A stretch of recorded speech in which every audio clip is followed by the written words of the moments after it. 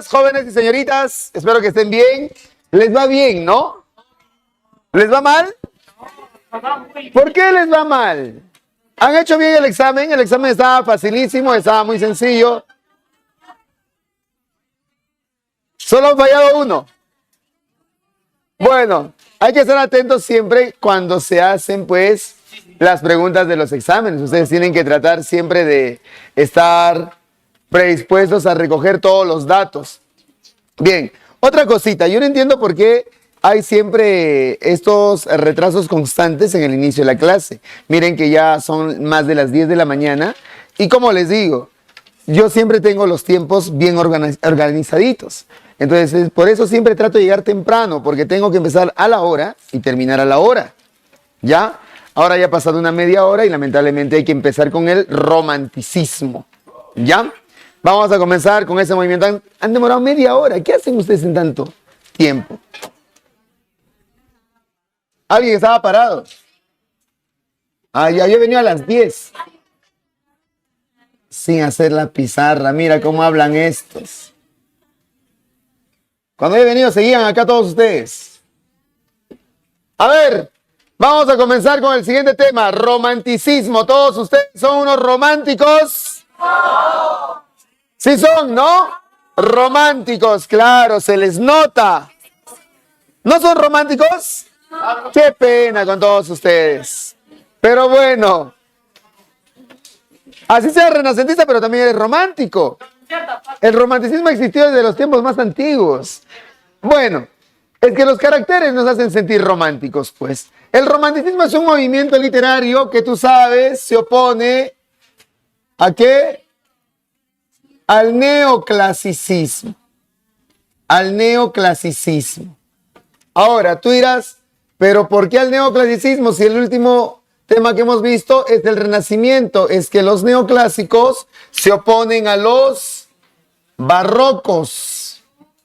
Al barroco, sí, que aparece en el siglo XVII. Y los barrocos se oponen ¿a quiénes? A los del Renacimiento. Sino que se saltan los temas en el prospecto de admisión. El barroco lo vamos a ver en literatura española. Entonces, el neoclasicismo, niñitos, es un movimiento literario que aparece en el siglo, ¿qué siglo? No, 18, 17, 18. El neoclasicismo es un movimiento literario que tiene como base, en el contexto histórico, la ilustración. También llamado siglo ¿de qué? Siglo de las luces, ¿verdad? ¿Por qué se le llamaba siglo de las luces? ¿Cómo? Grandes descubrimientos, ¿verdad? El uso de la imaginación, de la razón, el uso del conocimiento para lograr nuevos aportes al proceso evolutivo de la humanidad. Ahora, pues una característica fundamental del neoclasicismo es que ellos eran altamente racionalistas. ¿Quieren ser como los clásicos? Pues es racional. Pienso y luego existo, ¿verdad? Pienso y luego existo. Primero piensa y luego haz. Primero piensa y luego actúa. Eso te decían ellos. Además, eran altamente moralistas. Era moralizador. Ellos estaban sujetos ¿a qué? Estaban sujetos a normas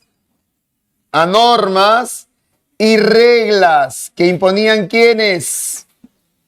Los de la sociedad. Muy bien. Entonces están recordándose, ¿no? Todo lo que la sociedad imponía como norma o regla se tenía que cumplir. Nadie podía escapar de esa norma o esa regla. Tendría que cumplirse de todas maneras. Si tú hacías todo lo contrario, eras un inmoral, eras un antisocial. Y hasta ahora, tú incluso estás sometido a esos prejuicios, a esos estereotipos, a esos parámetros. Estás sometido.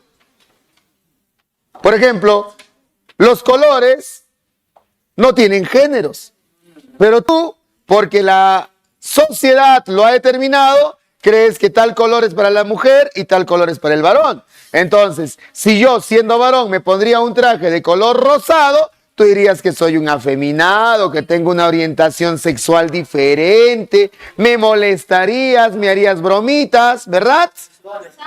Claro, que me suda la espalda, como él dice, por ejemplo, de manera metafórica, ¿no? Entonces, ese es un prejuicio muy neoclásico. Como les digo, los colores no tienen géneros, así que una persona puede ponerse los colores que se le venga en gana. Claro, si quieres ponerte rosadito, ponte rosadito, siendo varón, no hay ningún problema. ¿Ya? Y es más, en los tiempos del Renacimiento, la estética era el rosado para el varón. Se veía más elegante el varón con una prenda rosada y la mujer se veía más elegante con una prenda azul. Ahora no sé por qué le han cambiado los colores, pero igual tú te puedes poner lo que quieras. Eres libre, pues. Por ejemplo, si dos jovencitos están ahí de repente enamorados en un lugar, en un parquecito, dándose un beso que es una muestra de cariño entre los dos, la gente se escandaliza, los vecinos llaman rápidamente al serenazgo porque hay que votarlos. ¡Qué vergüenza! ¿Cómo van a estar haciendo eso? Están atentando contra la moralidad. Ese es un parámetro muy neoclásico, pues. ¿Verdad? Que la gente es muy moralista, la gente se somete a cuestiones morales. Eso sucede. Es un prejuicio, pues. Claro. Y por ahí de repente, quizá en algún momento, tú has notado que hay personas que tienen orientaciones sexuales diferentes y tú te escandalizas si dos personas del mismo género están tomadas de la mano, están caminando juntas, se están manifestando amor. Dices, no, eso no puede ser, pues la sociedad condena eso, la homosexualidad. Ese es un pensamiento muy neoclásico, muy moralista, muy parametrado. Entonces, tú vives dentro de lo que es esos moldes. Yo tengo un tío que es médico y siendo médico, él considera que se ve muy mal que un hombre sea enfermero. O sea, los varones no pueden ser enfermeros. Solamente es una profesión para las mujeres. Bueno, es médico, pues ¿qué se puede esperar, no? No piensa muy bien. Entonces, tú no puedes considerar eso. Ese es un pensamiento muy neoclásico, muy estereotipado. Pues algunos piensan eso, las mujeres para la cocina, para la casa, para la atención a la familia. El varón es el que trabaja, el varón sustenta. Pensamiento neoclásico. La mujer no puede engañar al marido. Se ve muy mal cuando una mujer engaña a la pareja, ¿verdad? Cuando una mujer es infiel, se ve mal. En cambio, si es varón, el varoncito cae bien donde sea, pues es varón, ¿no? ¿Cierto? Entonces, cuando tú has escuchado a tu papá o a tu mamá, siempre dicen, ¿no? Hubiera tenido su hijo varón. Mujercita no, es que la mujercita sufre. En cambio el varón donde sea cae parado. Ese es un pensamiento pues completamente neoclásico. ¿Cierto? Es muy neoclásico. Tú no lloras, los varones no lloran. ¿Por qué lloras? Papá te dice así. ¿Ves? Entonces, esos pensamientos parametrados, muy neoclásicos, cuadrados, porque a veces tu mente es cuadrada, tú eres cuadrado en todo lo que piensas, ¿cierto? No sales de ese cuadrado, estás dentro del cuadrado, ¿no? Entonces, ese pensamiento cuadrado que tienes no les gustó a los románticos. Pues ellos dijeron, ¿para qué vamos a vivir sometidos a normas y reglas? Nosotros somos libres de pensar, de vivir, de crear, de existir. Ahí viene la oposición. Entonces, aparece el romanticismo. ¿A fines de qué siglo? A fines del siglo XVIII, claro. Fines del siglo XVIII. ¿Hasta dónde? Hasta la primera mitad. ¿De qué siglo? ¿Primera mitad de qué siglo? Claro, primera mitad del siglo XIX. Ahora, ¿dónde surge, niñitos? Ahí, ¿dónde ahí? Claro, va a surgir en Alemania. Y no te olvides, va a surgir en Alemania precisamente a fines del siglo XVIII. Surge en Alemania a fines del siglo XVIII. y surge en Alemania con un movimiento juvenil. Es un movimiento hecho por jovencitos. Ese movimiento juvenil, ¿cómo se llamó? Claro, se llamó el Sturm und Drang. ¿Qué significa Sturm und Drang? Tú en tu colegio has llevado el curso de alemán. ¿Qué significa? Tormenta y pasión, libertad y pasión, tempestad y pasión, libertad e ímpetu, cualquiera de ellas, ¿verdad? Entonces se nota que han asistido a su curso de alemán, el Sturm und Drang. Claro, ahí hacen eso, pues, ¿no? Sí, muy bien. Tormenta y pasión, libertad y pasión, tempestad e ímpetu, libertad e ímpetu. ¿Quién es el máximo representante del Sturm und Drang? Su líder se llamó Goethe. Del Sturm und Drang que estamos hablando, el Sturm und Drang, Johann Wolfgang von Goethe. Este señor escribe esta novela que se llama Werther. Las cuitas del joven Werther, ¿no? Lo que trajo consigo el famoso efecto Werther. El efecto Werther. Werther era un muchachito muy apasionado, muy intenso, un muchachito que vivía la vida con libertad. Era un muchacho dedicado al arte, a la poesía, un jovencito que rompía todos los parámetros establecidos dentro de la sociedad. Entonces, como Werther vivía así, causaba impresión en las personas y las personas apreciaban mucho al jovencito. Se enamora de Carlota, una muchacha pues que le atrae muchísimo. Carlota también se enamora de él, pero el problema es que Carlota ya está comprometida con un muchacho que es muy correctito, que sigue normas, que sigue reglas, con un muchacho que es todo lo neoclásico. Pero Carlota no ama a ese que va a ser su futuro esposo, sino ama a Werther, porque Werther es todo lo contrario. Solo que Carlota tiene que rechazar a Werther porque hay que cumplir el compromiso, ya que es un matrimonio impuesto, es un matrimonio que ya se ha pactado entre los padres.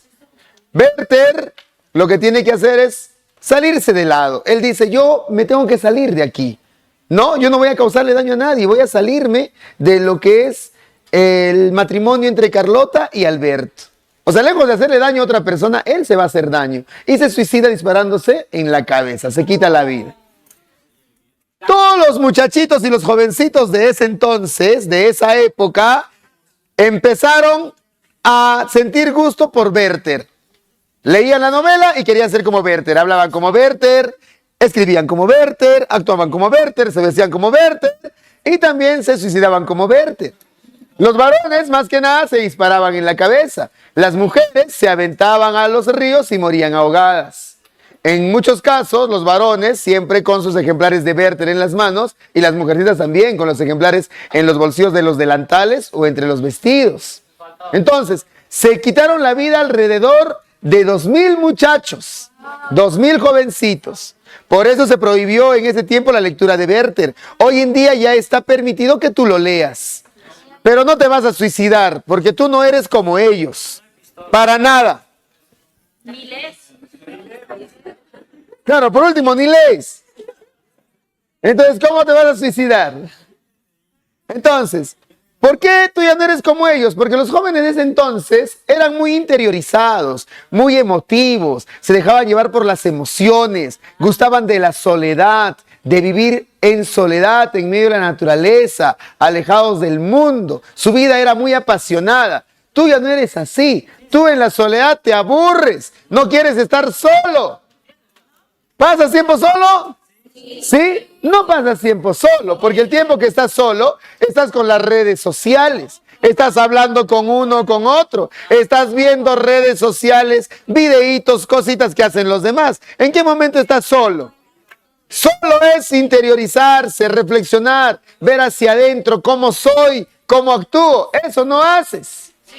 ¿Ves? Sí haces cuando se ve el fluido.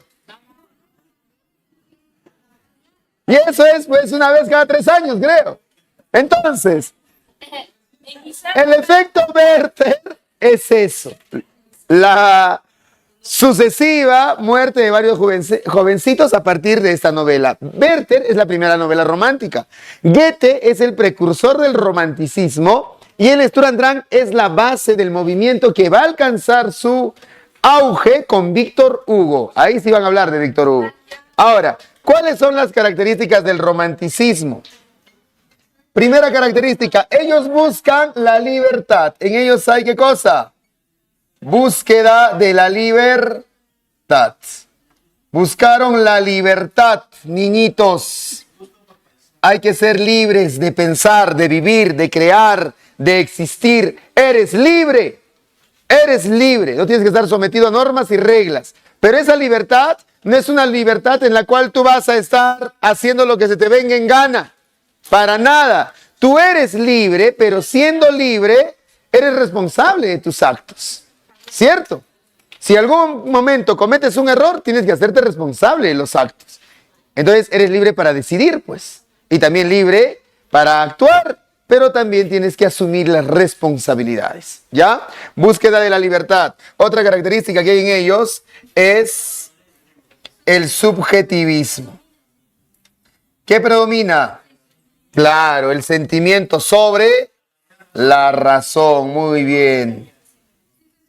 Sentimiento sobre la razón. Ellos son emotivos, impulsivos, se dejan llevar por las emociones. ¿Eres o no subjetivo? Muchas veces decimos cosas, hacemos cosas, opinamos, comentamos, actuamos sin pensar. Y luego recién decimos, no debí haber hecho eso, no debí haberle dicho eso, debí haber pensado antes de hacer eso. Entonces siempre nos dejamos llevar por las emociones, el subjetivismo. También algunos le llaman egocentrismo. Importan más tus sentimientos, lo demás no importa, ¿no? El egocentrismo. Otra característica que hay dentro del romanticismo es idealización de la mujer. Se va a dar la idealización de la mujer. A la mujer, ¿cómo la consideran? La mujer es un ser perfecto, hermoso, bellísimo. La mujer es un ángel. ¿De qué movimiento literario copian eso? De la Edad Media, claro, lo van a copiar de la Edad Media. Además, ¿cómo se llama ese amor hacia la mujer? Ese amor bonito es el amor fino, ¿no? Es el amor ideal, claro, ese amor tan noble que le puedes ofrecer a una mujer. Otra característica, mencionaban por ahí, valor a la naturaleza. Valor a la naturaleza. La naturaleza se manifiesta de acuerdo a tus sentimientos. ¿Está bien? Si estás alegre, la naturaleza es hermosa, bella, radiante. Si estás triste, la naturaleza es fría, oscura, gris. La naturaleza refleja tus sentimientos. Otra característica es el exotismo, o lo que menciona su compañero, paisajes exóticos, paisajes irreales, fantásticos, ficticios. Por eso ellos no miraban su realidad, pues. Ellos no se preocupaban por el entorno social. Ellos se imaginaban, fantaseaban. Eso era el romanticismo. ¿Tú también fantaseas? ¿Imaginas? ¿Vives mundos irreales? Sí, vives, ya. Y también en ellos está lo que es el nacionalismo. Amaban a su patria, amaban a su medio geográfico, amaban a su región, sí. Entonces, romántico tú eres. Hasta el tuétano. ¿No saben lo que es el tuétano? Claro, la parte interior del hueso. ¿Nunca has comido la parte interior del hueso? Es delicioso, es rico. ¿Nunca? Sí, ¿no? Claro. No, soy perro. O sea, yo soy perro.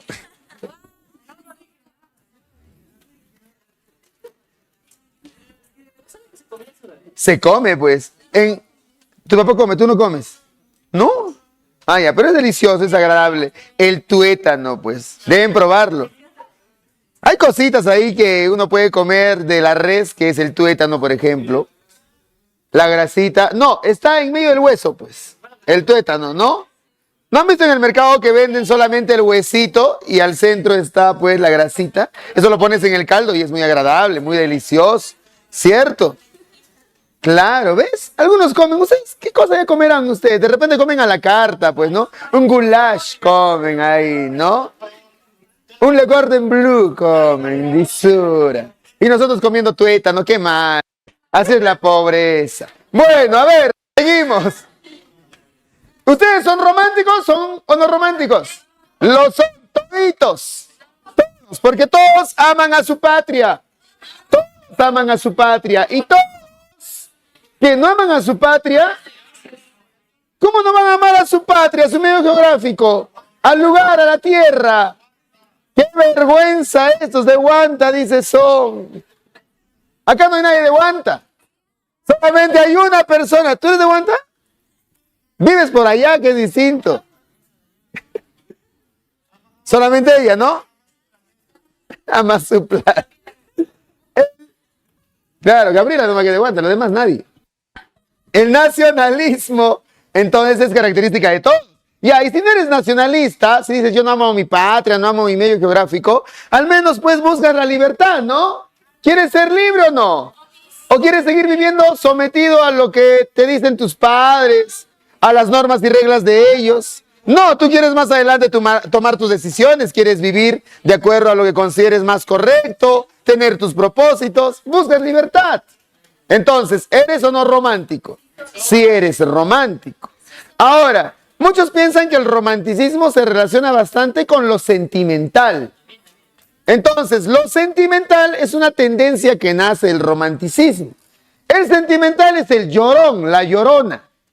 Es decir, el que está enviando florecitas, la que se ha puesto a llorar porque no le has dicho buenas noches en el WhatsApp y te has dormido sin despedirte, la que de repente te regala cartitas, tarjetitas, el que te pone su casaquita cuando está cayendo la lluvia, el que te abre la puertita del taxi, la que te regala un peluchito, los que están discutiendo solamente porque ha visto a la otra persona, no le ha saludado, se ha sentado en otra carpeta. Esos son los sentimentales. ¿Está bien? Entonces, sentimental sí puede ser o no puede ser. Eso sí, romántico sí eres, hasta el mango. ¿Ya? Lo eres. ¿Está claro? Sí, ¿no? Claro. Bien, ahora, dentro de lo que es el romanticismo, tenemos al máximo representante de ese movimiento literario. Ese señor se llamó Víctor María Hugo. Víctor María Hugo.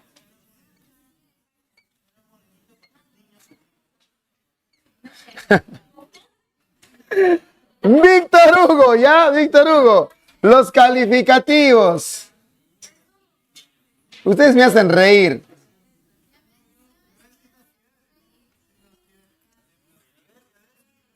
Yo no digo que me estén haciendo feliz, yo digo que me hacen reír nomás con las babosadas que están hablando. ¿Ya? Ahora, los calificativos. Los calificativos le han llamado el niño sublime. Mira, ¿ves? Otra vez, el niño sublime. El niño sublime, le decían. También le han llamado como el coloso de la imaginación. De la imaginación. ¿Qué más? Le han llamado el sumo pontífice ¿de qué? Él es el sumo pontífice de las letras francesas. Sumo pontífice de las letras francesas. Muy bien, niñitos. Muy bien. ¿Ya? Coloso, coloso. Grande. Coloso. No goloso. Ahora, este señor Víctor Hugo fue un hombre que escribió mucho. Dejó escritas alrededor de 18,000 páginas. Bastante. Mucho. Tú ni tu nombre escribes. ¿Verdad? Ni en el examen le ponías tu nombre. Iniciales nada más. Ahora, él tiene la oración más larga o la frase más larga de toda la literatura universal. Una frase de él tiene 800 palabras. 800 palabras. Bastante. Imagínate. Pues además, Víctor Hugo, dicen que escribía desde muy temprano. Cuando hacía mucho calor, se despertaba a la 1 de la madrugada y escribía hasta las 3 de la tarde, sin parar. Y cuando hacía frío, despertaba a las 4 de la madrugada y escribía hasta las 3 de la tarde. Entonces tenía sus horarios. Este hombre siempre estaba caminando, observando, anotando. Por eso le dicen el coloso de la imaginación, porque sus personajes parecen reales, están bien descritos. Sus personajes y sus lugares están retratados de una forma muy perfecta. ¿Está claro? Cuando él muere no tiene herederos, no tiene a quien dejarle su gran fortuna, que era una gran cantidad, casi 80,000 francos. Como no tenía a quien dejarle su herencia, se lo va a dejar a la gente más pobre, más indigente, más miserable de París. ¿Ya? Sí, ahí es, porque a él le gustaban los miserables. Entonces, pues, Víctor Hugo, al morir es velado bajo el Arco del Triunfo de París. Y pues, solamente en 2 días lo visitan alrededor de 3 millones de personas. Imagínate, la gente lo admiraba. A ti en tu entierro, ¿cuántos irán? 2 nada más, ¿no? El sepulturero, el huejocho y el que maneja la carroza fúnebre, ¿no? Los 2 nomás lo van a acompañar. 1 nada más, tú solito. Ah, ya. Los burdeles estuvieron de luto porque él era un prostibulario hasta más no poder, burdelero. Qué bonita vida, ¿ven? No les digo bonita vida la de Víctor Hugo, ¿no? Ahora, Víctor Hugo va a liderar, ese es un dato bien chévere, va a liderar lo que es la batalla, ¿de qué? La batalla del romanticismo. La batalla del romanticismo. Esa batalla del romanticismo es la lucha de los románticos por afianzarse como movimiento literario. A ver, está en base a 2 obras teatrales de Víctor Hugo. A ver, obras teatrales. Nuestra Señora de París no es obra teatral. La primera, en 1827, se llama Cromwell. Eso sabes muy bien. Cromwell. ¿En Cromwell qué están? Están los postulados del romanticismo. Están los postulados del romanticismo. ¿Está claro? O sea, te va a anunciar ahí lo que es el romanticismo, qué características tiene, por qué se oponen a los neoclásicos. Todo se encuentra en el prólogo. Tú sabes lo que es el prólogo dentro de un libro, ¿no? ¿Qué es el prólogo? Es la introducción, ¿cierto? Ya, muy bien. El exordio, como le dicen. Exordio. En el año de 1830 aparece la otra obra teatral que se llama Hernani. ¿Ya? Ahí se va a dar la oficialización del romanticismo. Ahí se oficializa el romanticismo. ¿Qué va a pasar? En 1830 se va a dar un estreno violento de Hernani. ¿Cómo es eso del estreno violento? Se van a agarrar a golpes en el teatro cuando se está haciendo la presentación teatral de Hernani, los románticos y los neoclásicos. Se van a pelear ahí. Están actuando todos y los demás están que se pelean. Ese estreno accidentado pone fin al movimiento neoclásico y da inicio de manera oficial al romanticismo. Entonces son los 2 momentos de la batalla del romanticismo. ¿Me dejo entender? Ahora, a ustedes les piden esta novela, que se llama Nuestra Señora de París. Claro, Nuestra Señora de París. Nuestra Señora de París. ¿Hay adaptaciones cinematográficas? Claro, se ha hecho adaptaciones cinematográficas, ¿no? Incluso en dibujos animados, que normalmente le han llamado el jorobado de Notre Dame. ¿Era feo? Claro, es que normalmente las adaptaciones no son como lo que es el libro, pues. Pero está bien que veas el cine ayuda mucho, ayuda bastante. Si a ti no te gusta leer, ver un buen cine, una buena adaptación de un libro, va a ayudarte muchísimo, ¿no? Tanto que, pues, te puede hacer entender mejor la historia. Ahora, no tiene que alejarse mucho de la historia real. En la versión de Disney, esa, los dibujos animados, esa sí es muy distorsionada ya, pues, ¿no? Pero bueno, ¿el tema cuál es? ¿El fracaso de qué? Claro, es el fracaso del amor ideal. Es el fracaso del amor ideal.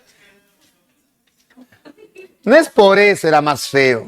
Ya lo están tratando mal. Y también es la descripción histórica de París. ¿Se va a ver la descripción histórica de qué? La descripción histórica de París, ¿de qué siglo? De París del siglo XV, ¿no? ¿Qué año es? 1482. 1482. Entonces, se está celebrando una fiesta. ¿Cómo se llama la fiesta? La fiesta se llama Epifanía. ¿Cómo se llama esa fiesta Epifanía? Hace poco lo ha celebrado. 6 de enero. ¿Cómo se llama la fiesta? 6 de enero. Bajada de Reyes. Es la fiesta de los Reyes Magos. ¿Qué cosa? ¿Carnavales? No es. La fiesta de los Reyes Magos. También se llama la fiesta de la Epifanía. Por eso si tú vas el 6 de enero a la iglesia, ahí al término de la misa te van a regalar en las iglesias, no juguetes, no cosas pues costosas y caras, te van a regalar dulces, te van a regalar por ahí caramelitos, chocolates. Eso regala. Vayan, el próximo año, el 6 de enero, vayan. Es que normalmente se tiene que regalar a las personas un presente el 6 de enero. Un 6, no es el 25. El 25 les han mentido a ustedes porque a ustedes ya les han hecho creer esto del mercantilismo, la Navidad y todo lo demás, ¿no? Claro, así como en los carnavales que ya se ha vuelto más mercantil, ¿no? Para entrar a una comparsa hay que pagar dinero y fuertes sumas de dinero. Hay que comprar los tragos y buen trago que se van a llevar. ¿Estás bailando? No, ya, entonces. Claro, pero así es el carnaval. ¿A quiénes? Personas que no tienen su... A ti no te dejarán.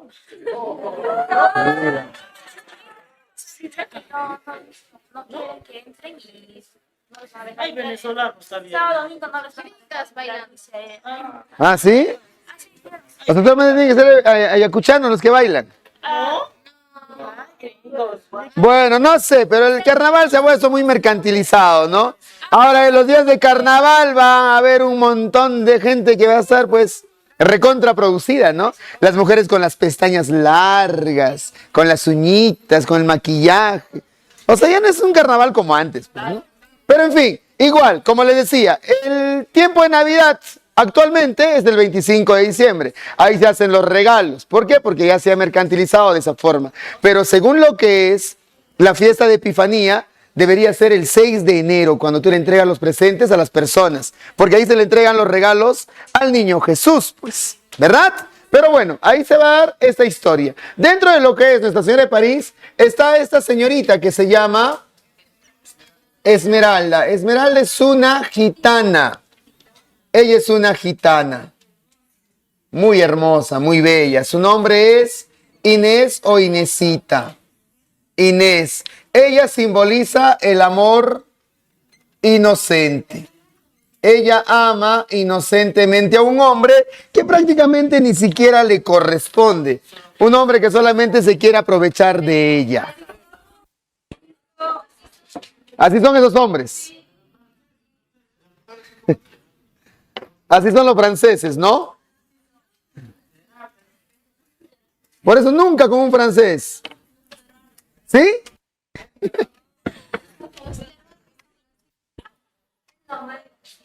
Los peruanos son así. Bien, a ver. Esmeralda ama inocentemente ¿a quién? A este señor, a Febo. ¿Febo qué es? Es un militar. Es un militar. Febo solamente quiere estar con la gitana un ratito, una noche nada más. Es el amor carnal, es el amor superficial, lujurioso. Porque él además está comprometido con Flor de Lis, se va a casar con ella. Luego está también este hombre. Bueno, él es un amigo de ella, que es Pedro de Gringoire. Pedro de Gringoire. ¿El qué es? Es un poeta que ha fracasado, no tiene reconocimiento. Es un poeta que ha fracasado, Pedro de Gringoire. ¿Ya? El que es el amor filial. Llegan a ser amigos, ¿no? Es el amor filial. Es más, Gringoire llega a ser el esposo de Esmeralda. Es su esposo, pero por una cuestión de favores, nada más, de favores. El otro es este, que se llama Claudio Frollo, que es el sacerdote, archidiácono. El archidiácono Claudio Frollo. ¿Este qué amor es? Es el amor enfermizo, el amor obsesivo, ese amor que tú de repente sientes manipulador, el que humilla, el que maltrata, el que causa la muerte. Pero tú de repente lo cometes, ese amor tóxico, como tanto usas la palabra. Si hasta tú normalizas que la persona sea violenta, anda diciendo, mi tóxica, mi tóxico, me gusta. Normalizas el maltrato haciendo esa bromita. Por eso hay que tener cuidado cuando uno habla. Si tú estás diciendo tu tóxico, tu tóxica, mi tóxico, estás normalizando el maltrato. Así que luego no te estés quejando. Tú mismo estás normalizándolo en tus bromitas. ¿Ya? Luego el otro, el amor más bonito. Quasimodo, ¿verdad? Quasimodo. ¿El qué es? ¿Qué es? ¿Qué es? ¿Qué hace? Campanero, jorobado, campanero. ¿Ven cómo se fijan? Se fijan en el aspecto físico. Jorobado. ¿Rey de qué le dicen? Él es el rey de los locos, dice. O papa de los locos. Él sí es el amor ideal. Es el amor idealizado, claro. Claro, las apariencias se engañan, pues, ¿no? El bonito es un aprovechador, pero el otro tiene un alma mucho más decente, mucho más noble. Además, tiene Esmeralda a Gudula. ¿Gudula qué hace? Ella es... Claro, ¿cómo se llama? Paquita. Ella es el amor maternal. Es un amor maternal fugaz.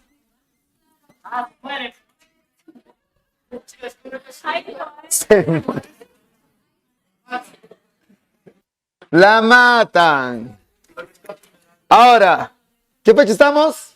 No saben la fecha, mire. Esta cabra sí sabía la fecha. Era muy inteligente esta cabra. Tú le preguntabas la fecha y rapidito respondía. No la pensaba. ¿Cómo se llama? Dajali. Es una cabra muy inteligente. De Guanta era, mire. O sea, ¿qué tiene que ver que sea de Guanta?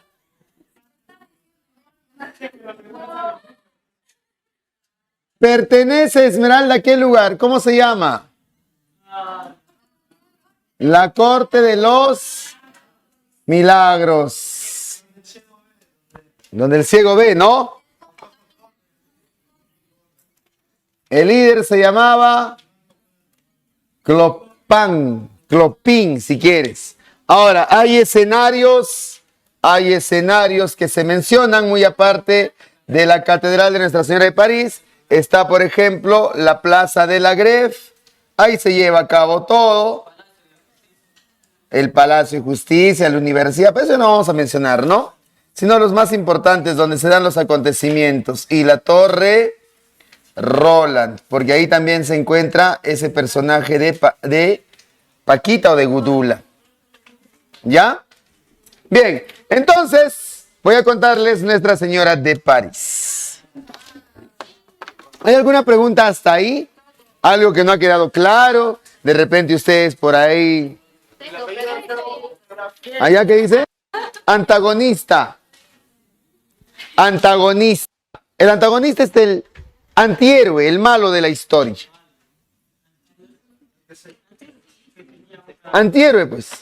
No, también le dicen antihéroe al malo, pues. El que es solo contrario del héroe. ¿Ya? Claro, el contrario del protagonista. ¿Ya? A ver, la historia se va a dar en París en el siglo XV en la fiesta de Epifanía. Dice, en París, en el año de 1482, se estaba celebrando el 6 de enero la fiesta de Epifanía, la fiesta de los Reyes Magos. Siempre las personas se reunían en una plaza que se llamaba Plaza de la Greve. Ahí estaban los comerciantes, los mercaderes, los cirqueros, los teatreros, los charlatanes, los poetas, todos ofrecían sus productos, ofrecían lo que tenían para ganar algunas monedas.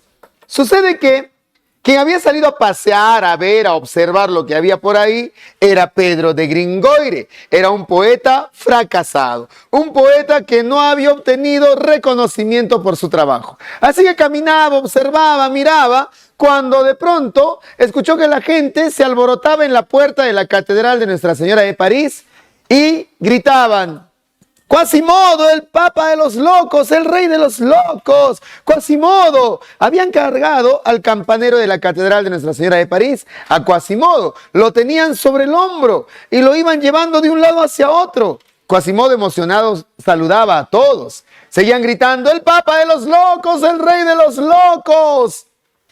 ¿Por qué Quasimodo saludaba muy contento? Es que no escuchaba las burlas porque era sordo. Se burlaban de él porque además de sordo era tuerto, era jorobado, tenía una pierna más larga que la otra y además su rostro no era para nada agradable, era monstruoso. Por eso se burlaban: el papa de los locos, el rey de los locos. Luego de haber burlado a Quasimodo, luego de haberse reído de él, lo devolvieron a la Catedral de Nuestra Señora de París.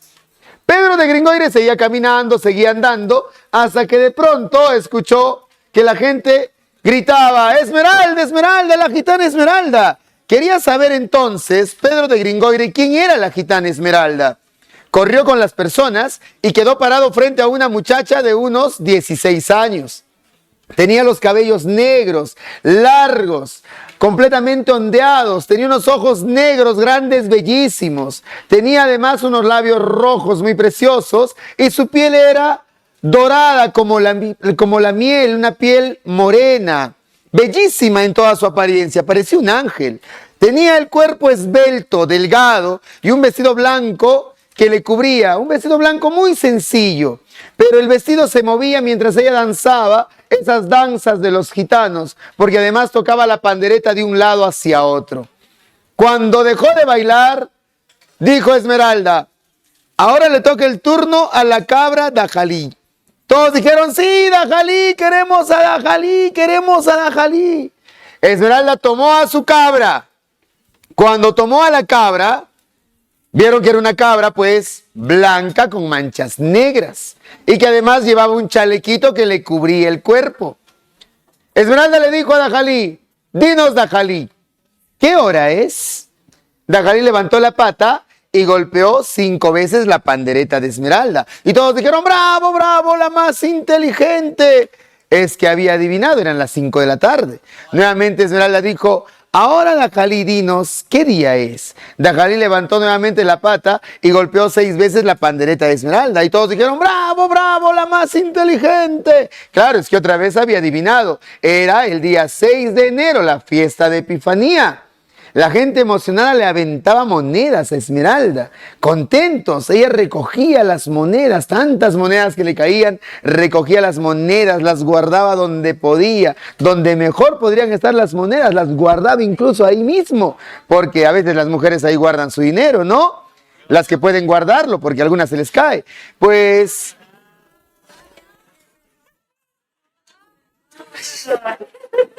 sucede que una vez que Esmeralda había recogido todas las monedas, tomó a la cabra, tomó la pandereta y terminó marchándose.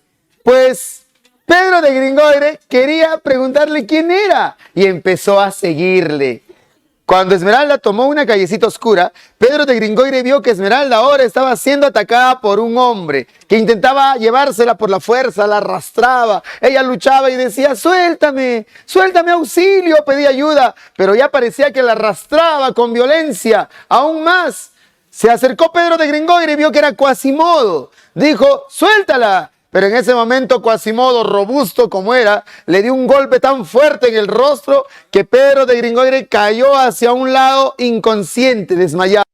Ya parecía que Quasimodo se la iba a llevar. Quasimodo el campanero la iba a secuestrar cuando se apareció Febo y dijo, déjala ahí, suéltala.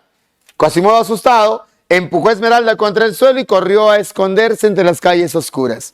Febo desmontó el caballo, tomó a Esmeralda, hizo que se pusiera de pie, recogió la pandereta de ella, la cabra, y se la entregó. Y viendo lo hermosa que era, lo bella que era, le dijo, ¿cómo te llamas, muchacha? Ella respondió, soy Esmeralda.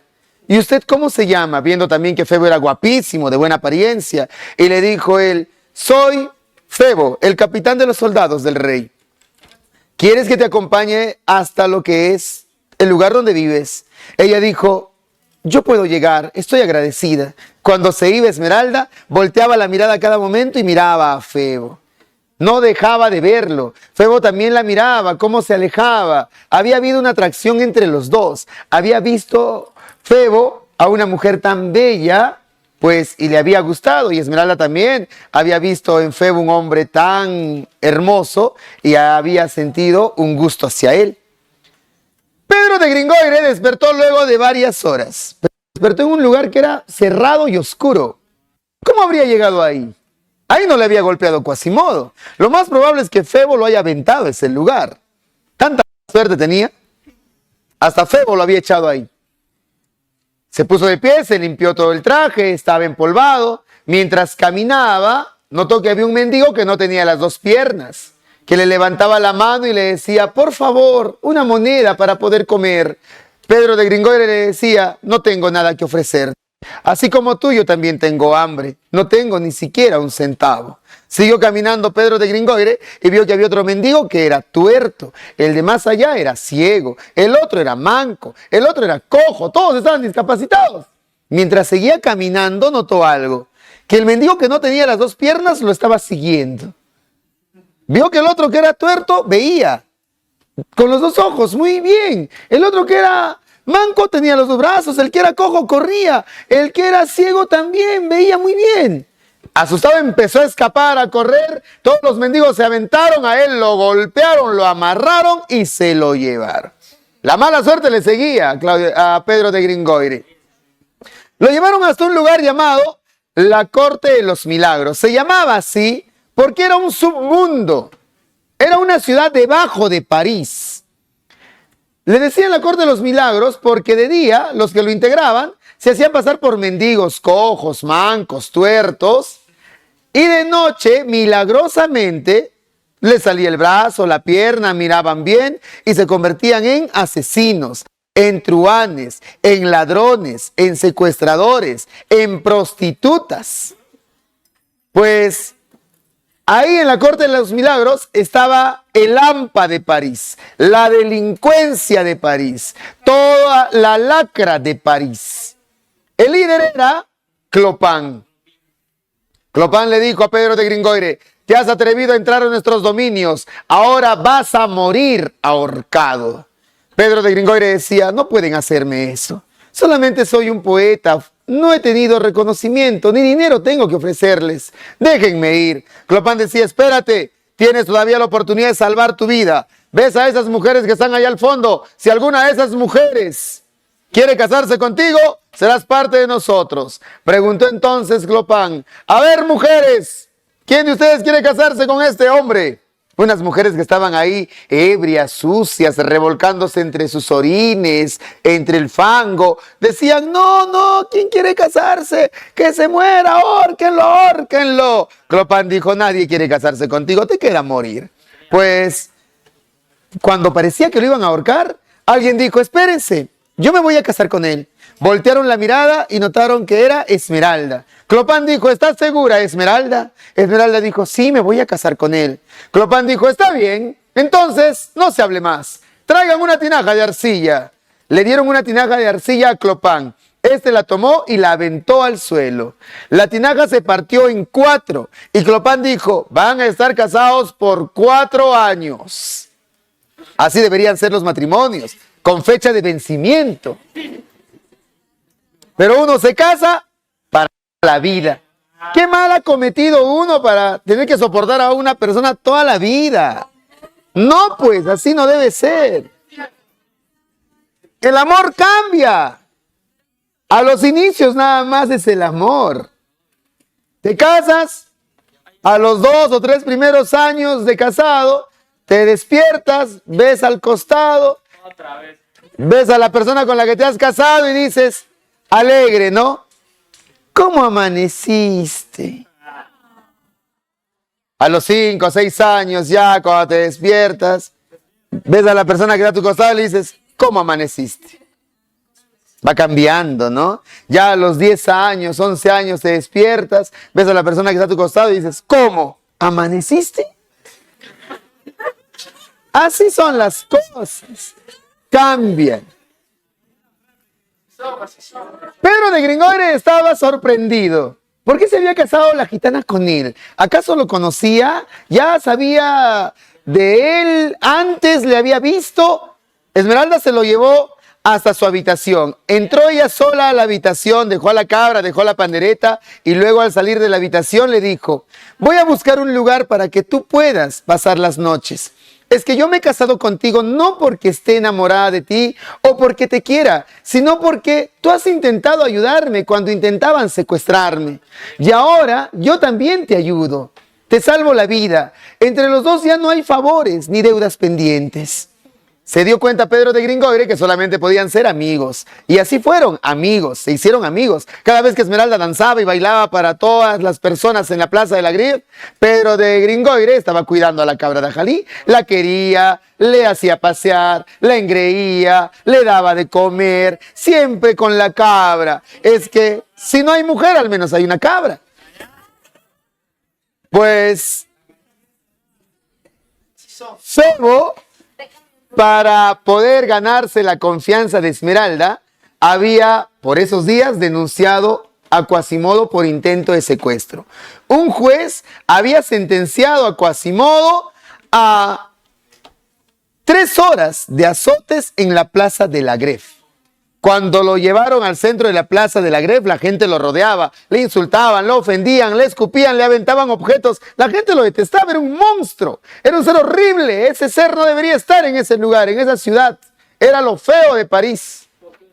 Durante 3 horas lo azotaron. Quasimodo soportó valientemente los azotes. A la 3ª hora empezó Quasimodo a sentir dolor. Y ahí sí se quejaba, se lamentaba y decía, agua, piedad, un poco de agua, agua. Pero la gente nada que darle un poco de agua. La gente quería verlo sufrir hasta que alguien subió, le dio de beber. Quasimodo bebió del agua, levantó la mirada para saber quién era esa persona que se había apiadado y notó que era Esmeralda, la muchacha por quien le estaban azotando, a quien él le había hecho daño.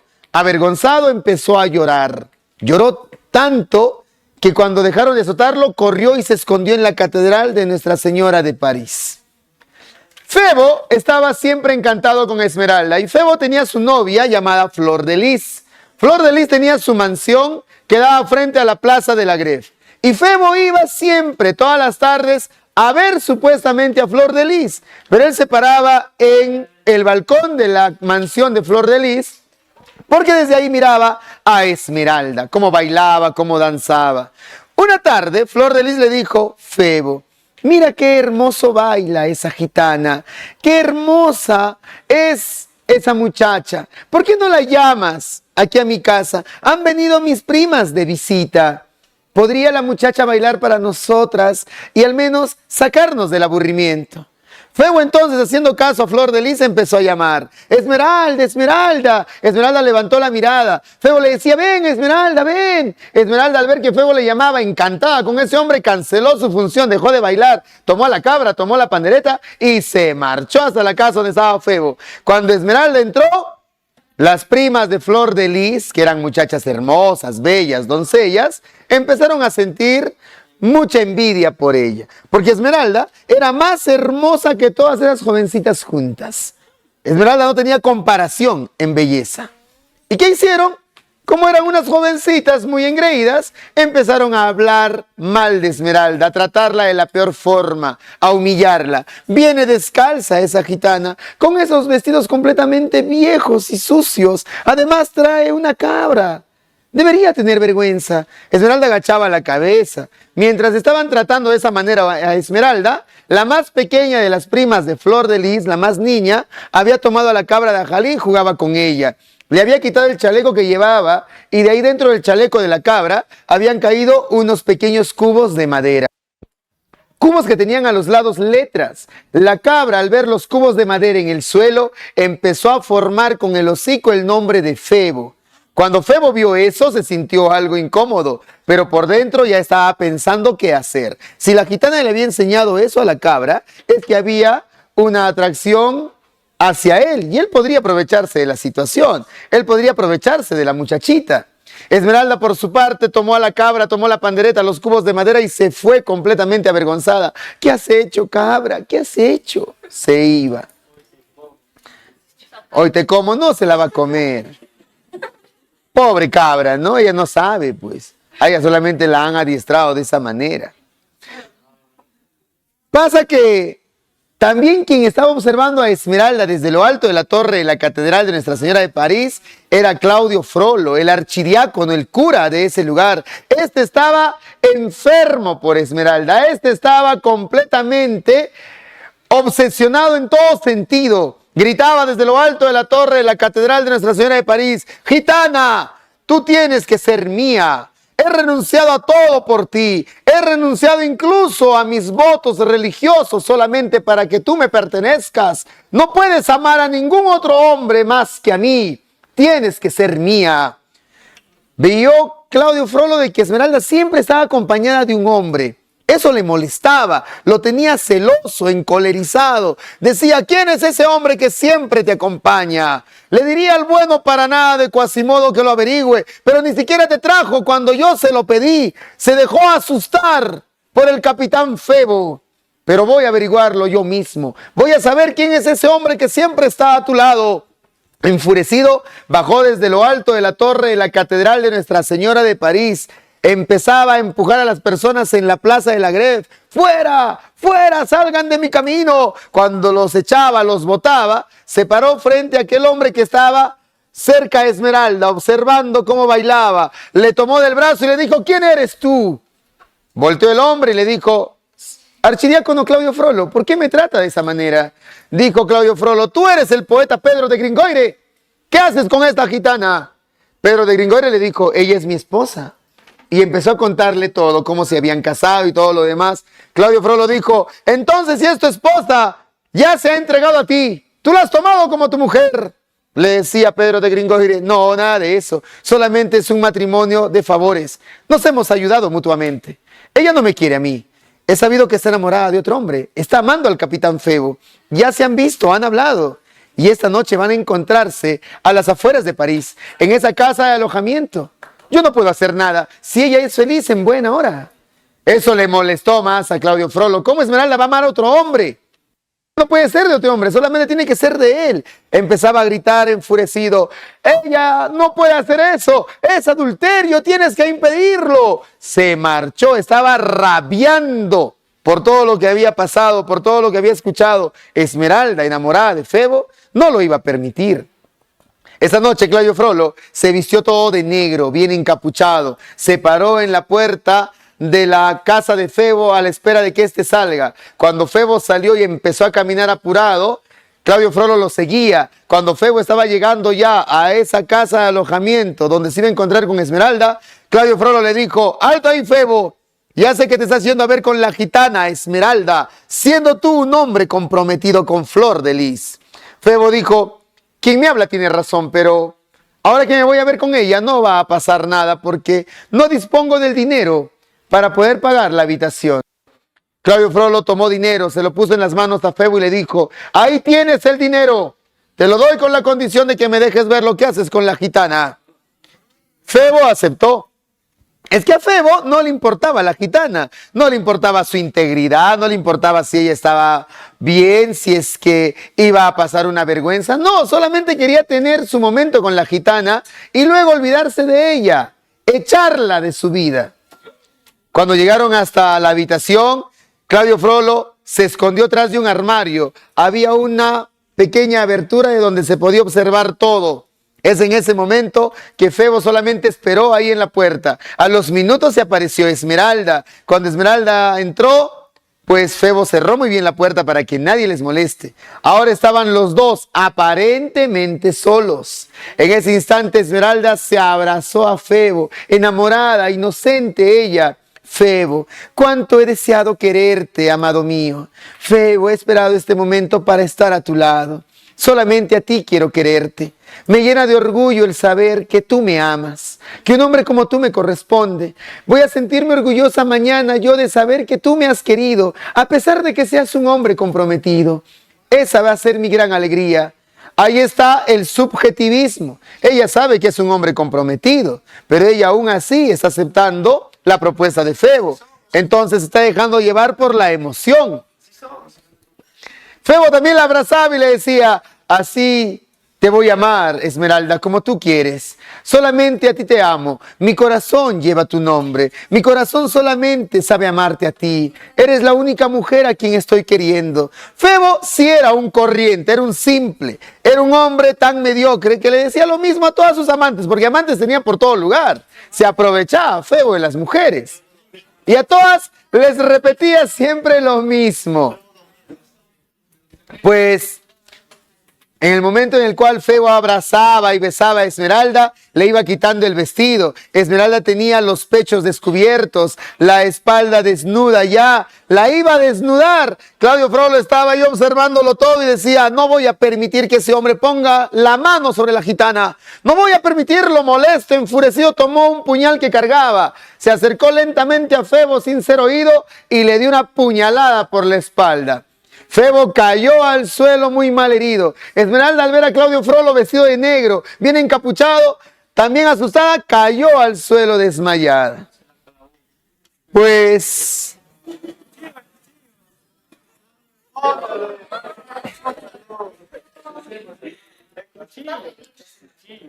Esmeralda despertó luego de varios minutos, pues estaba rodeada de soldados que ya la habían tomado presa y hasta la habían atado de las manos. Ella no preguntaba qué había pasado porque no lo entendía, qué había sucedido ahí. Los soldados decían: será llevada a un juicio. Está acusada de intentar asesinar al capitán Febo. Cuando Esmeralda era llevada decía: no fui yo, alguien lo hizo, alguien estuvo aquí. Los soldados decían: tendrá que decirlo en un juicio, nosotros no podemos hacer nada por usted. Se la llevaron. En realidad Febo no había caído tan gravemente herido. Estaba herido, sí, pero había despertado del desmayo que había sufrido luego del ataque de Claudio Frollo y se había escapado. Es que no quería saber nada de Esmeralda, que se las arregle ella sola. Él no iba a estar ahí para acompañarla. Él podía ayudarla, pero se había ido. Es que era así, muy cobarde, muy egoísta. Esmeralda al día siguiente fue llevada a juicio. En el juicio decía el juez: usted, gitana, está acusada de hechicería. Usted ha cometido un acto de brujería porque la mujer que atendía esa casa de alojamiento ha dicho que cuando llegó le dio unas monedas. Al día siguiente las monedas se habían convertido en hojas secas. Ella misma también ha mencionado que usted ha invocado a esa sombra del infierno que ha atacado al capitán Febo. Así que usted ha intentado causarle la muerte de esa manera. Por hechicería y por intento de asesinato, será condenada a morir ahorcada en el centro de la plaza de la Greve. Esmeralda fue condenada a muerte. Fue llevada a la carceleta. Al día siguiente se iba a cumplir su condena. Estaba angustiada, desesperada. Ella no entendía quién había sido el responsable de todo. Cuando se apareció Claudio Frollo y le dijo: gitana, puedo salvarte la vida si deseas. Solamente tienes que casarte conmigo. Solamente tienes que ser mi esposa, darme hijos. Nos iremos lejos de París. Viviremos en un lugar donde nadie nos conozca. Solamente acepta ser mi esposa. Esmeralda dijo: ¿qué cosas dices, Claudio Frollo? ¿Cómo puedes hablarme de esa manera si tú eres un cura? Además, yo amo a Febo. Sé que él pronto va a recuperarse y pronto va a venir a cuidarme, a llevarme con él. Él va a decir la verdad. Dijo Claudio Frollo: Febo está muerto. De seguro en este momento ya debe haber muerto. La herida era mortal. Yo vi cuando su cuerpo caía desangrándose al suelo. Esmeralda dijo: ¿qué cosas dices? Tú lo viste. Entonces tú eras el que estaba ahí. Tú le causaste la herida. Tú lo atacaste. Lo habías planeado todo y ahora yo voy a morir por tu culpa. Te detesto, Claudio Frollo. Te odio. Solamente te odio. Claudio Frollo dijo: piénsalo bien, gitana. Tienes hasta mañana. Y se marchó. Al día siguiente, Esmeralda la tomaron los soldados y la llevaron al centro de la plaza de la Greve a que se cumpla su condena. Ahí es donde las autoridades dijeron: antes de que se cumpla la condena de la gitana, que se confiese, llamen a Claudio Frollo. Claudio Frollo se apareció y lejos de confesar a la gitana, le preguntaba: dime, gitana, ¿has aceptado ya ser mi mujer? ¿Aceptas mi propuesta para irnos lejos? Aún te puedo salvar la vida. Esmeralda decía: vete, Claudio Frollo. ¿Cómo es posible que ahora, antes de mi muerte, aún tú me hables de esa manera? Si no te vas, voy a contarles a todos, voy a gritar que tú eres el responsable. Voy a decirles lo que me estás proponiendo. Dijo entonces Claudio Frollo: gitana, entonces muere de una buena vez. Yo prefiero que te mueras. No voy a ver tu muerte. Se marchó y le dio la orden al encargado de ejecutarla.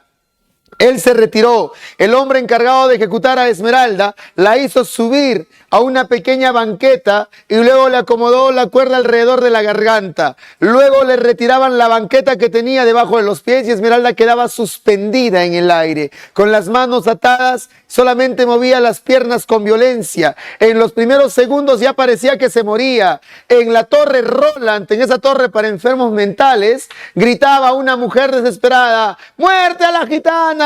¡Asesina de niños! ¡Que se muera la gitana, ladrona de niños! En medio de la plaza de la Greve también se podía ver a las personas reunidas alrededor de Esmeralda. Algunas se lamentaban, otras pedían que se le perdonase. Cuando ya Esmeralda parecía que moría, se apareció Quasimodo, saltando sobre las personas, empujándolas. Llegó hasta el lugar donde estaba la horca, empujó a el hombre que estaba ejecutando a Esmeralda y luego tomó a la gitana, le quitó la cuerda que tenía alrededor de la garganta, la cargó sobre el hombro y se la terminó llevando. Gritaba y decía: asilo, asilo, yo le doy asilo, yo la asilo. ¿Por qué decía eso Quasimodo? Porque en la iglesia solamente vale la ley de Dios. Así que Esmeralda solamente la pueden sacar un cura, un obispo, un cardenal o un papa. Ni el rey podía entrar y sacar a la gitana. No estaba válida la ley del hombre. Pues dejó Quasimodo a Esmeralda en una habitación que era para hospedar a quienes eran autoridades de la iglesia y se quedaban en la catedral de Nuestra Señora de París. La dejó ahí bien escondida en una habitación donde nadie podría hallarla, menos Claudio Frollo. Los primeros días Esmeralda tuvo miedo, creía que Quasimodo le iba a hacer daño por lo que había pasado antes, pero no. Quasimodo le dejaba de comer y de beber y la miraba desde la oscuridad, desde la sombra. No se presentaba. Si era un monstruo, si era un hombre completamente horrible, horroroso, la gente se asustaba de él, se burlaba. ¿Cómo se iba a presentar así ante una mujer tan hermosa? Esmeralda notó que Quasimodo no era un muchacho que causaría daño. Era un muchacho noble, amable, cuidadoso en todo sentido. Entendió que Quasimodo había actuado de esa manera con ella, de seguro porque Claudio Frollo se lo habría ordenado. Pues poco a poco Esmeralda fue descubriendo la buena voluntad de Quasimodo, su alma tan pura, su corazón tan noble, y se fue acercando a él. Sintió un amor hacia él, ese amor de la amistad, ese amor tan puro que le puedes brindar a una persona que te ha ayudado. Quasimodo, al verse aceptado por Esmeralda, tan hermosa, tan bella, es que por primera vez sintió ese amor por alguien, ese amor tan puro y tan idealizado. Era una mujer tan hermosa que lo aceptaba, así, en su apariencia. No le importaba la apariencia, le importaba cómo era él. Y pues despertó ese amor que todo lo puede, el amor tan noble que todo lo puede lograr. Pero, ¿quién era Quasimodo y quién era Esmeralda? Mucho tiempo antes de que todo esto suceda, en París vivía una jovencita que se llamaba Paquita. Era muy hermosa Paquita, muy bella. Paquita estaría con unos 17 años. Tendría casi la misma edad, pues, de cualquier otra jovencita de ese tiempo. Solo que Paquita llevaba una vida desastrosa a los 17 años. Le gustaba embriagarse, emborracharse, siempre estaba ebria. Y a veces, como no podía pagarse el vicio, se prostituía. Entonces, en medio de esa vida muy acelerada que tenía Paquita, salió embarazada. Ella dijo, si voy a tener un hijo, debo buscar un trabajo que sea decente y un lugar donde viva, un lugar al menos que sea acogedor para el hijo que voy a tener. A los 9 meses le nació una hermosa niña y ella le llamó Inesita, Inés de cariño, hermosa y bella Inesita. Parecía un angelito que Dios le hubiera regalado, parecía un ser tan celestial venido desde el cielo. Cuando Paquita, hermosa ella, caminaba por las calles de París cargando a su pequeña hija Inesita, tan hermosa también, la gente se alegraba de verlas. La alegría de París. Un día, Paquita se había enterado de que habían llegado a París los gitanos, y los gitanos podían adivinar el destino de las personas. Así es que puso a su pequeña Inesita ante los gitanos. Los gitanos echaron las piedras de colores, empezaron a poner los caracoles y decían, tu hija va a ser una reina, se va a casar con un rey, va a tener muchas riquezas.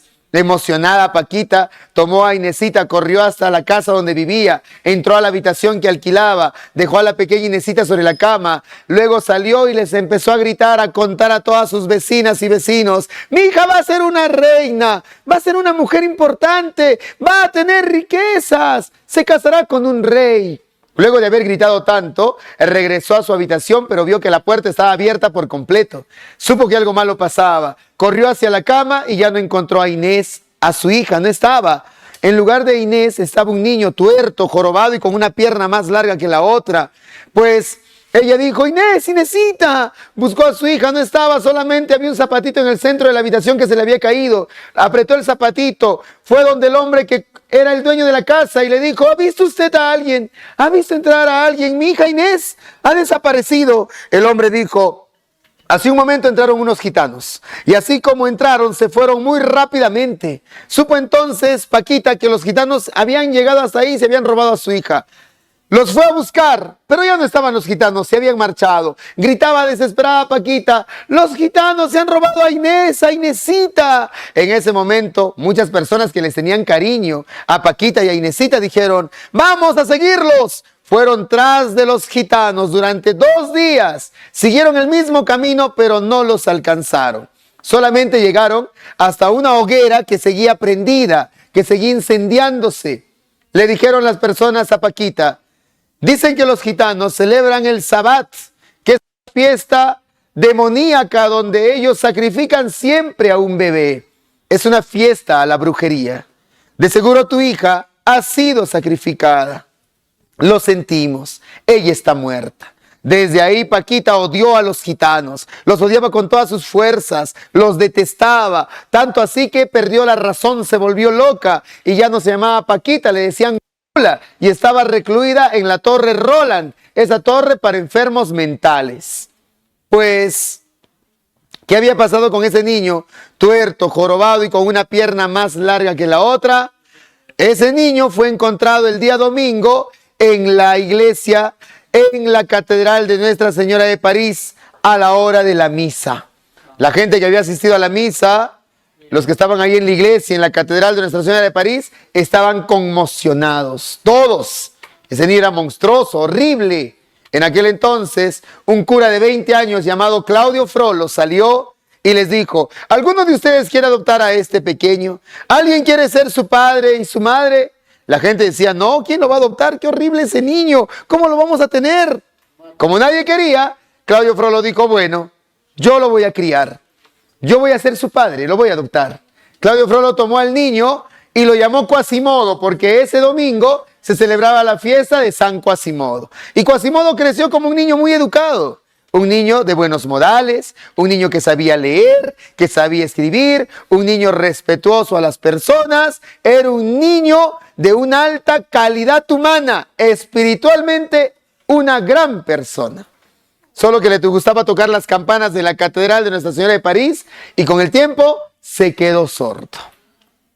Pues los de la corte de los milagros se habían enterado de que Esmeralda no había muerto, que estaba en la catedral de Nuestra Señora de París. Entonces dijeron: está junto a ese campanero, vamos a buscar a la gitana, vamos a rescatarla. Corrieron todos a la catedral de Nuestra Señora de París, intentaban romper las puertas, querían rescatar a Esmeralda de las manos de Quasimodo. Es que todos decían que el campanero le iba a hacer daño. Pues en medio de todo ese alboroto, Quasimodo creyó que estos entraban para matar a Esmeralda.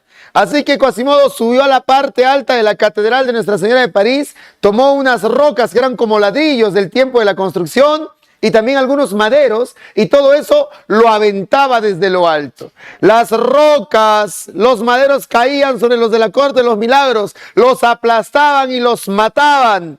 Así desesperados empezaban a escapar. En medio del alboroto, Claudio Frollo también creyó que Esmeralda ya había muerto, pero no, estaba escondida por Quasimodo. Él la había rescatado, no lo sabía. En ese momento no sabía cómo sacarla, qué hacer, porque a él no le va a seguir. Vio que entre las personas, entre los de la corte de los milagros, estaba Pedro de Gringoire, cargando a la cabra de Jalí, y le dijo: poeta, debes hacer algo. Los soldados del rey van a entrar a la catedral de Nuestra Señora de París y se van a llevar a la gitana Esmeralda, la van a ejecutar. Tienes que sacarla, aprovecha que Quasimodo no está observando. Ve hacia el lugar donde se encuentra, de seguro está en esas habitaciones de hospedaje para los visitantes. Búscala, sácala por la parte de atrás.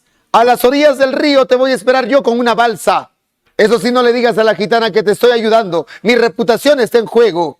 Creyendo en que Claudio Frollo les iba a ayudar, Pedro de Gringoire entró aprovechando que Quasimodo no estaba. Llegó hasta el lugar donde estaba Esmeralda y le decía: Esmeralda, soy Pedro. Esmeralda al verlo corrió, lo reconoció y lo abrazó. Pedro, qué bueno verte. En ese momento, Pedro de Gringoire le entregó a la cabra de Jalí. Los tres bajaron hasta la parte de atrás de la catedral de Nuestra Señora de París. Ya estaba a las orillas del río la balsa. Claudio Frollo todo vestido de negro. Subieron a la balsa. Claudio Frollo empezó a remar para llevarlos al otro lado del río. Cuando estaban yendo, Esmeralda decía: Pedro, ¿quién es este amigo tuyo?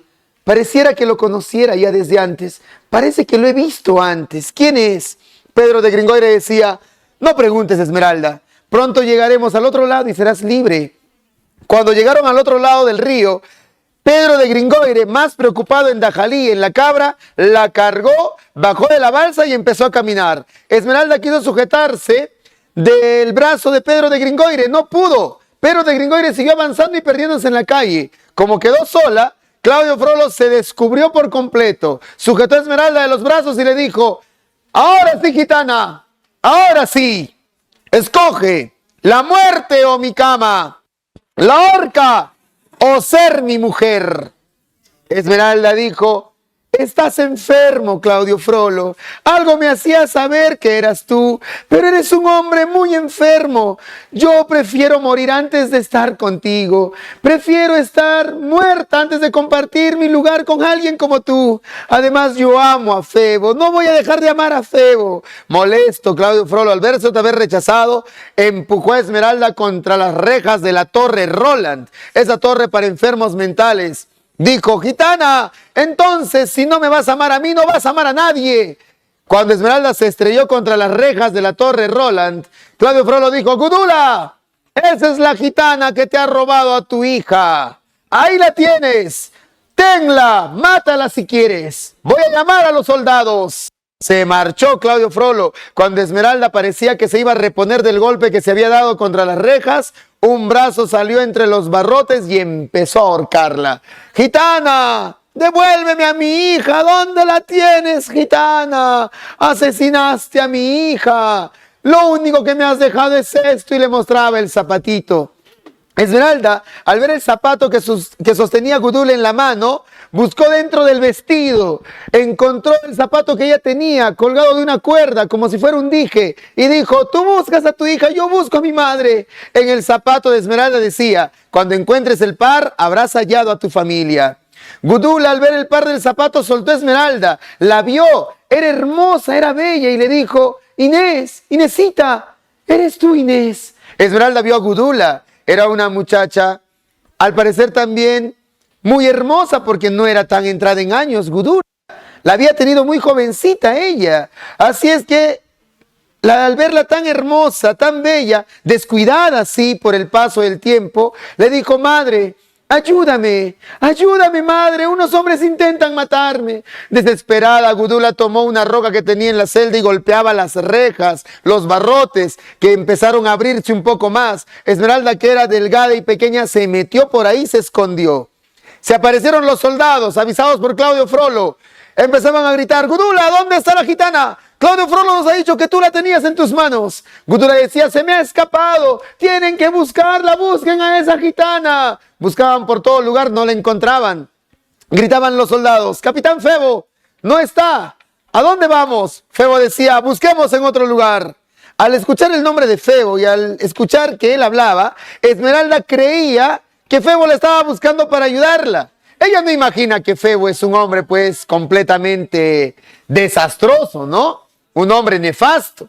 Salió de donde estaba escondida y empezaba a gritar, Febo, tienes que ayudarme, estoy aquí, Febo. Febo, ayúdame. Febo le vio. Siguió su camino, Febo, que se las arregle. Él no quería saber nada de la gitana.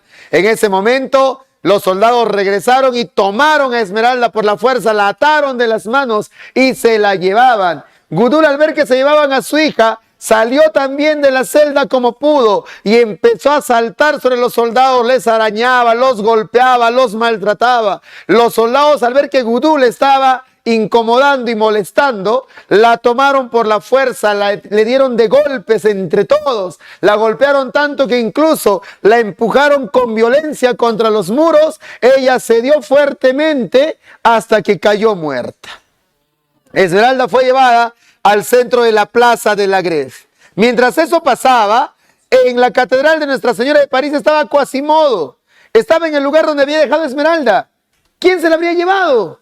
No entendía. Entonces vio que Claudio Frollo estaba en la parte alta de la catedral de Nuestra Señora de París. Él de seguro la había encontrado y se la había llevado. Lo fue a buscar a Claudio Frollo. Cuando Claudio Frollo estaba apoyado con las manos en los balcones, Quasimodo se paró a unos metros de él. Ambos veían cómo en el centro de la plaza de la Greve subían a Esmeralda, le ponían la cuerda alrededor de la garganta y luego la ejecutaban. Ambos veían cómo con las manos atadas solamente movía las piernas desesperadamente y después de varios minutos terminaba muriendo y Esmeralda solamente era un cadáver suspendido de esa cuerda. Al ver que había muerto, Claudio Frollo empezaba a reírse, aplaudía y gritaba, si no ibas a ser mía, no ibas a ser de nadie. Si no ibas a ser mi mujer, no le ibas a pertenecer a ningún otro hombre. Te prefiero muerta antes de que estés en los brazos de otro hombre. Hay muchos que son así, ¿no? Completamente enloquecidos. Molesto, Quasimodo se acercó a Claudio Frollo. Él le había causado el daño. Este le había entregado a los soldados. Así que Quasimodo, molesto, tomó a Claudio Frollo de los trajes, lo levantó y lo aventó desde lo alto. Cayó de una altura de unos 60 pies. Se estrelló contra el suelo, se partió casi en dos Claudio Frollo. Quasimodo, al verlo morir, Solamente gritaba, lo que he amado está muerto. Ya no tengo más en este mundo. Todo lo que he amado está muerto. Se refería al ver a su padre muerto y a Esmeralda. Solamente gritaba mientras lloraba, te he amado tanto, gitana, cuánto mi corazón te ha amado. Y desde ahí se desapareció en la catedral de Nuestra Señora de París.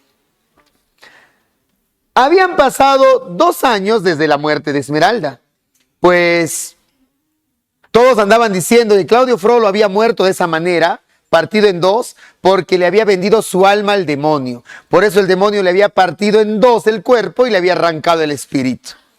¿Qué había pasado con Febo? Febo, al igual que Claudio Frollo, había tenido un final trágico. Se había casado con Flor de Lis. Pero Febo, estando casado, seguía engañando a Flor de Lis. Tenía sus amantes ocasionales. ¿Qué había pasado con Pedro de Gringoire? Había obtenido fama y reconocimiento como poeta. Y él se había quedado cuidando a la cabra de Ajalí.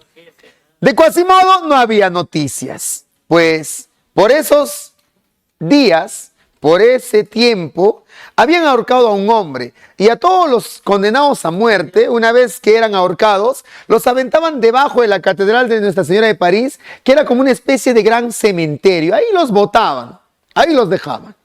Pues, como habían ahorcado a ese hombre, los familiares pidieron que devolvieran el cadáver para que lo entierren cristianamente, que no esté ahí en esos cementerios. Las autoridades les dieron el permiso. Todas estas personas bajaron a buscar el cadáver de su familiar en ese gran cementerio. Habían huesos, osamentas, cadáveres, esqueletos amontonados unos sobre otros. Ahí es donde, mientras iban buscando, 2 cadáveres les llamaron la atención. Uno, el de una muchacha muy joven al parecer, que tenía en el cuello una cuerda que al final tenía un zapatito a modo de dije.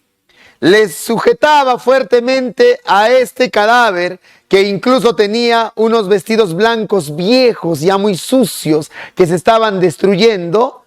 Otro que era distinto. Le tomaba fuertemente de la mano otro que era completamente diferente. Tenía el cráneo entre los 2 omóplatos, la columna vertebral atrofiada y una pierna más larga que la otra. Cuando los separaron a ambos, que estaban bien tomados de la mano, ambos cadáveres se convirtieron en polvo. Se perdieron entre el resto de los huesos, de las osamentas, desaparecieron por completo de forma inexplicable. Era Quasimodo quien al ver morir a Esmeralda había bajado hasta el lugar donde habían aventado su cadáver. La había buscado y al encontrarla le había sujetado de las manos y se había dejado morir de hambre, de la sed, de la tristeza y de la pena. Se había dejado morir para cuidarla más allá de la vida, para cuidarla en la muerte. Fin de la historia. Ahí es. Ahí es. Ahí era. Preguntas. Présteme un libro. Alguien que ya haya hecho. Pero acá tengo 10. ¿Quién Yo lo hice. Mira, ni siquiera sabe que Acá, Pero falta claridad. son pontífices de la novela. Hemos hecho la primera semana. No. La primera sí. La primera creo que le había dado solo lo que es hasta la Odisea. ¿Sí o no? ¿Sí o no? Ya, hasta la pregunta número... He claveado hasta la pregunta número 17, ¿no? De la página 181. ¿No? Ya, a ver, ya lo habrán hecho ustedes, ¿no? Se supone. Claro, se supone que ustedes ya lo habrán hecho. Un lapsus. ¿Ya? 1. Página 181. La B, claro, a Odiseo le dicen el astuto y el de multiforme ingenio. 2. ¿A dónde desciende Odiseo para pedir consejo? Al inframundo. 3. ¿Por qué Zeus hunde la embarcación de Odiseo? Sus hombres comieron los bueyes, ¿no? 4. ¿Cómo reconoce Euricle a Odiseo? La ve por una cicatriz al lavarle los pies. 5. Ahí debe ser después de la matanza. ¿Cómo reconoce Penélope a Odiseo? Por la descripción de su lecho. Claro, lecho. 6. ¿Dónde Odiseo se hace llamar? Nadie. Claro, con los cíclopes, la C. 7. ¿A quién invoca Homero? La musa Calíope, claro. 8. Ulises, ¿rey de dónde es? Ítaca, la C. 9. ¿Qué narra la Odisea? Las peripecias y el regreso a casa de Ulises. Muy bien. 10. Claro, Odiseo destruye Troya con el caballo de madera, la A. 11. ¿Cuánto tiempo pasa Ulises desde Troya? Desde Troya. 10 años nada más. 10. 10 pues. Desde Troya, cuando sale de Troya, cuando han destruido Troya. 10. Ahora, cuando se va desde Ítaca hasta irse a Troya son 20. 12. ¿Qué gigantes antropófagos devoraron a varios compañeros de Odiseo? Se llaman lestrigones, la B. No se cuenta esa aventura porque son los compañeros de la guerra de Odiseo, es decir, reyes que están regresando a sus hogares, que han desembarcado en esa isla. Odiseo quiere entrar, pero ve que unos gigantes se los están comiendo, así que siguen nada más, ¿no? El viaje, no entran. 13. ¿Qué hechicera transforma a los compañeros de Odiseo? Circe, la B. ¿Cuál es? En la 14. Muy bien, la D has marcado bien, ¿ya? ¿Me falló? En la 15, varios. La Ilíada es entendida como una lucha para alcanzar dignidad, la C. Te está hablando de la Ilíada, dice. La Ilíada y la Odisea presentan propuestas diferentes sobre cómo entender la vida. En la primera se refiere a la Ilíada. El contexto de la guerra muestra la vida entendida. En la 15, pues. La C. Dignidad, pues. Para Aquiles, la lucha es la dignidad. En la Ilíada te está preguntando, ¿ah? 16. ¿Qué has marcado? La A, claro. Atenea lo va a ayudar. En la 17. La C. El uso de la inteligencia para un viaje difícil que es la vida. 18. ¿Cuál fue el concepto de vida para el hombre medieval? La C. Un tránsito pasajero hacia la muerte que es la verdadera felicidad, ¿no? 19. ¿Cómo es el infierno? La A. La A. La E no es porque dice abajo se recorre de forma ascendente. En el infierno no se asciende, se desciende. 20. Especie de montaña. Purgatorio, la D. 21. Claro, en el medievalismo no hay racionalismo. 22. Beatriz es ella, ¿no? La que pide que ayuden a Dante. 23. La D, las pasiones humanas. 24. Claro, los 3 continentes. 25. Los lujuriosos. ¿El otro más? ¿Sí? ¿No? La siguiente. Ya, muy bien, la siguiente. No quiero ir, no. Bien, nos vemos, cuídense mucho, hasta la próxima. Ahora voy, un momentito, por favor. Gracias.